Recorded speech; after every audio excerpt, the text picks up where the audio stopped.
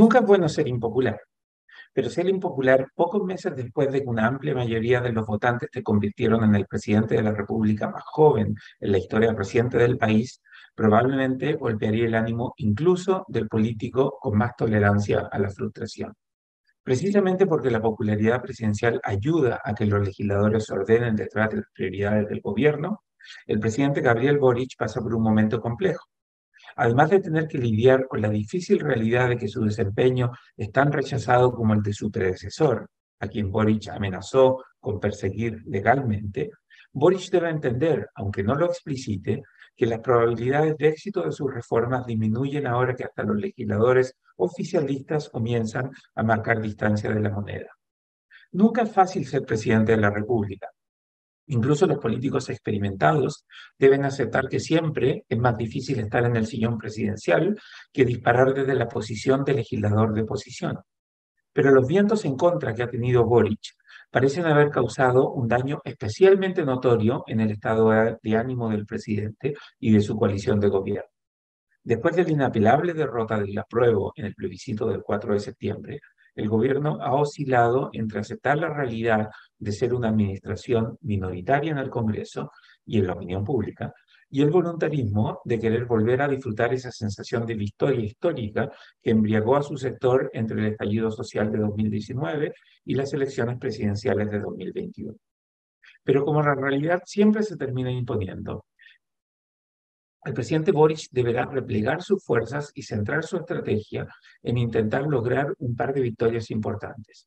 El ambicioso programa de gobierno, con sus aires refundacionales, el buenismo excesivo y la inocencia de aquel que cree que el mundo comienza cuando ellos llegan al poder, debe ser puesto en el baúl de los recuerdos y la autoridad debe abocarse a enfrentar los problemas que hoy afligen a los chilenos y no los problemas que ellos consideraban y tal vez todavía consideran prioritarios.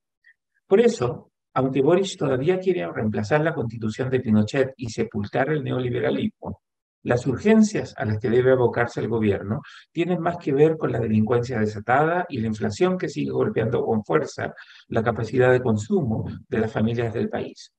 Como los legisladores son animales políticos que se alejan convenientemente de la moneda cuando la gente rechaza la forma en que el presidente maneja el gobierno, la disponibilidad del Congreso para trabajar con la moneda depende de que Boric redefina sus prioridades. Si la gente tiene fatiga constitucional, los legisladores no se apurarán en alcanzar un acuerdo constitucional esta semana o este mes o incluso antes de fin de año.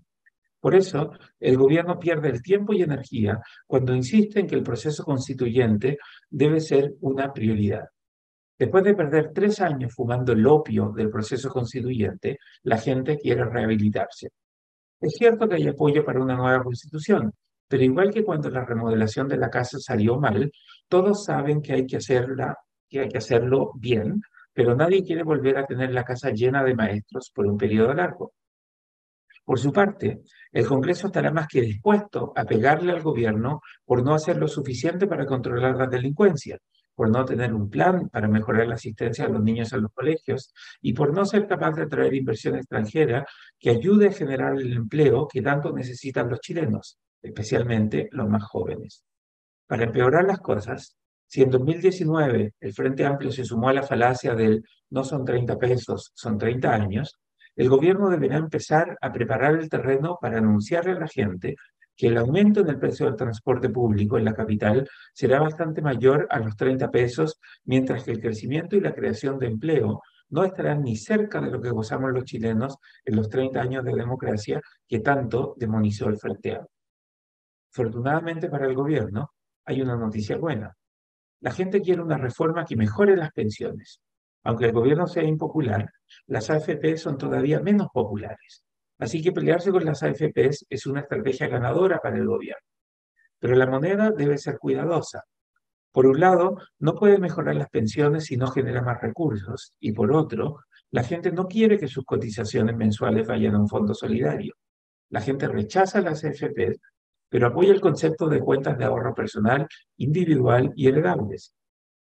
Si el gobierno quiere reconstruirse a partir de la reforma previsional, debe alejarse de la idea de ser solidaridad intergeneracional con el 6% adicional de cotizaciones mensuales y en cambio debe centrarse en introducir más competencia en los administradores de los fondos.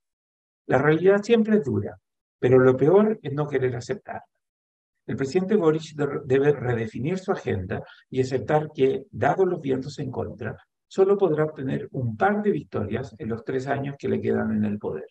Por suerte para él, la reforma de pensiones es una gran oportunidad, siempre y cuando Boric entienda que debe hacer la reforma que la gente quiere y no la reforma con la que él siempre soñó.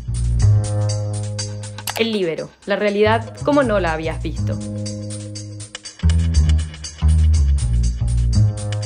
Haz que estos contenidos lleguen más lejos haciéndote miembro de la Red Líbero.